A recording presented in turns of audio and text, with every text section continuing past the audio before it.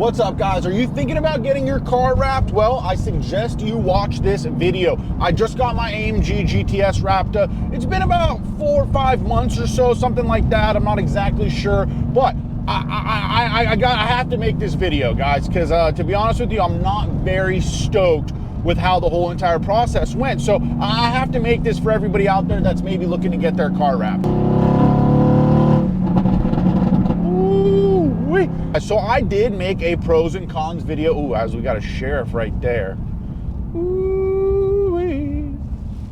There's no point. All right, they don't care about me out here. So I did make that pros and cons video about getting your car wrapped, and I had a follow-up to get some things buttoned up on my AMG GTS. And I got to be honest with you, the follow-up did not go well. I'm not going to use any names, not going to use any company names or anything like that. But a few things that I found out, I want to point those out for you guys, and some things to really be on the lookout for. So first of all, I was adamant on trying to find a good company to do my car, and I found this guy that has had his car wrapped a few times, and he said he's a partial owner now of this wrap company of this dude that was doing some wraps. So the guy was doing some pretty good wrap jobs, and from my understanding, he was the only guy doing the wraps there. The other dude was just an investor and this, that, and the other, and he'd had done the GT platform plenty of times, and he'd done some other higher end cars, so I decided to go with them. But a few things ended up happening. All right, guys, so a few things that ended up happening that I'm not very stoked about was I ended up getting tagged in a couple posts from some people. Sent me a couple posts essentially of my car getting wrapped, and what I realized is the car wasn't getting wrapped by the company that I had paid to wrap the car. And I know some of you are probably thinking, well, what are you talking about? And what I mean is I was getting tagged in some videos of my car getting wrapped by some guy that I didn't authorize to wrap my car, and so it had been outsourced, guys. At that point, look at this Charger having a little bit of fun. That's cool, guy. So I was a little taken back by that, and in some of the videos, I noticed that there were some things that were laying down on my seat in the passenger side. And as you guys know, this is Nappa leather. You're not supposed to put anything like that. I mean, a fingernail can scratch these seats. And when I got the car back, guys, I had a little nick on my seat. So during the checkup, I brought some of these things to the owner's attention, and I was met with an extremely rude response. I was met with nothing but a rude response. And I had a little repair that needed to get done on the back of the car, and I made the mistake of kind of bringing up some of these concerns before that had done. And frankly, the repair job, when they were doing it, they broke my back badge. In the back, my gloss back badge, and he had said, listen, I get these for like $10. It's like, listen, I don't care if you get them for $1 down at the local swap meet. I think I paid somewhere around 30 or 40 bucks for that one. I'm gonna pull up what I paid for it. I mean, you gotta compensate me for that, and we gotta order one now. And so he was a little taken back by that, and it just seems like I don't think this guy should be in business at this point. They seem to be some younger cats that are just like, into cars, a lot of daddy's money going around, and I didn't like that, guys. It rubbed me the wrong way.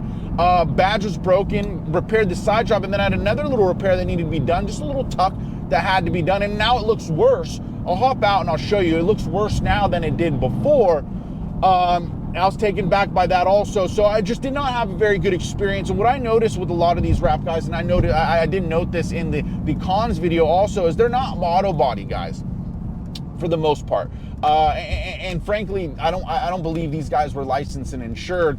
And I have thought about litigating to some extent, because I feel like I paid a certain price to have my car done by a certain company, and that wasn't done. And so there's a breach of contract there that happens. I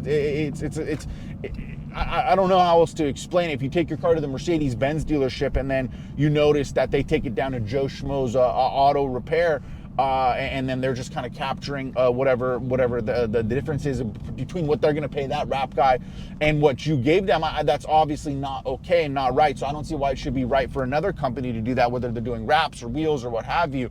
Andy and I were talking about it yesterday. It's kind of like he said, he's like, yeah, look, listen, I got a guy that does transmissions for us. He comes out here, he does transmissions, but I let the customer know, because there's some times where he may need to take that car off site, and we need to let those customers know that, hey, listen, we got a guy that's going to be coming and removing your car because he's our transmission specialist. So same thing with these wrap guys. It's something to look out for. I'm noticing it a lot in the car industry, and I've noticed it for nearly a decade. Even when I had my McLaren, I noticed a few times that the shop owners will talk a big talk, but at the end of the day, they're not even the ones that are doing the work, and they have other guys come and do the work, and they're just simply there as like a middleman.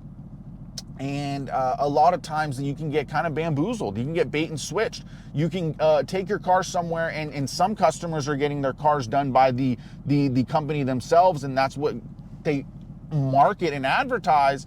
From my understanding, and that's from my experience, that's what happened is I was marketed and advertised cars being done by a certain car wrapper with this company, and then when I brought my car to that company expecting that same level of service, I ended up getting outsourced to somebody else that didn't have that level of experience that I didn't authorize. If I was just looking to get my car wrapped by anybody and any out there, I could have found an even cheaper price than what I paid.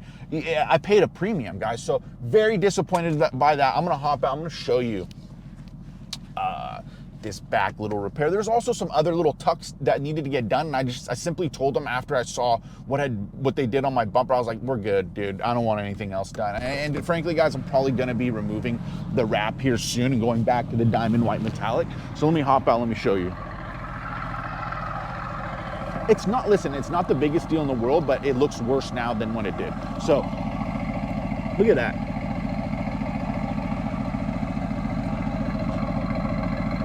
I mean, it's just, I don't know, poor level of care and not a good follow-up. I wasted my time. I believe I wasted my money. And here's the other thing is the thing that I was most stoked about was the wheels, was these gloss black wheels. And he didn't even do that. He outsourced that also to another company and just takes, you know, whatever profit that he can get off of that. So I think it's a very important thing for you guys to look out for in the car world. I think I see it going around a lot. This outsourcing thing and people getting a certain level of service from a company, but then when other customers bring their cars there, they're getting outsourced to other people that are cheaper and inferior services, essentially. So not cool, not stoked about it, guys. Got this dude pulling up on me. What up, dude?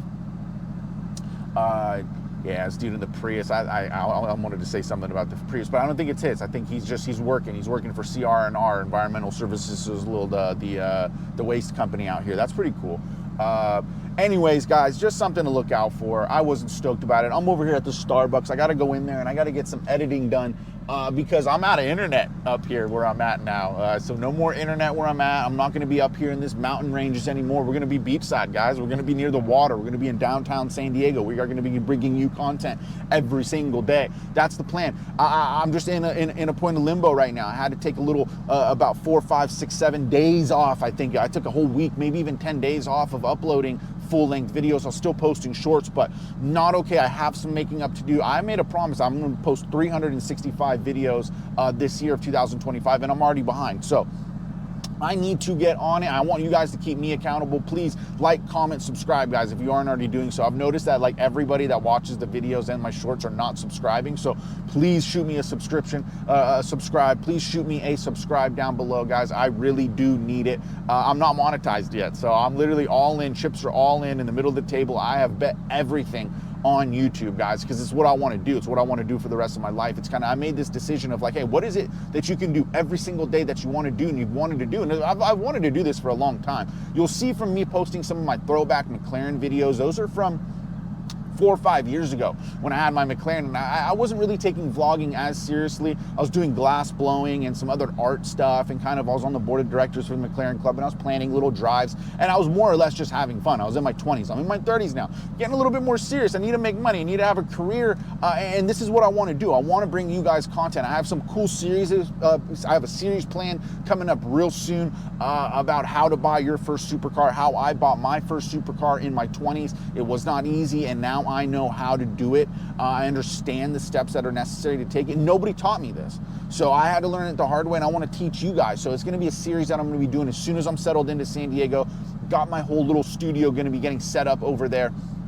And I'll be bringing that series to you guys real soon, and it's going to be a lot of good advice. I'm going to give you guys a lot of good advice about how to maintain supercars, exotic cars, McLarens, most specifically. My AMG GTS will hopefully add another car to the channel once we're monetized. We got to get there, guys. We're so close on my watch hours. I have the 1,000 subscribers, obviously. I think we're over a couple thousand now.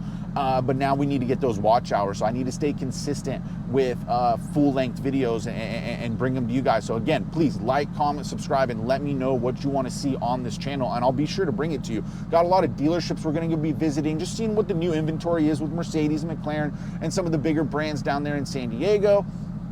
Got a lot of plans. I'm stoked for it, guys. I'm stoked to see where this channel goes. So we'll catch you on the next episode, and until then, please hit me with that subscribe. All right, guys, catch you next time. Bye.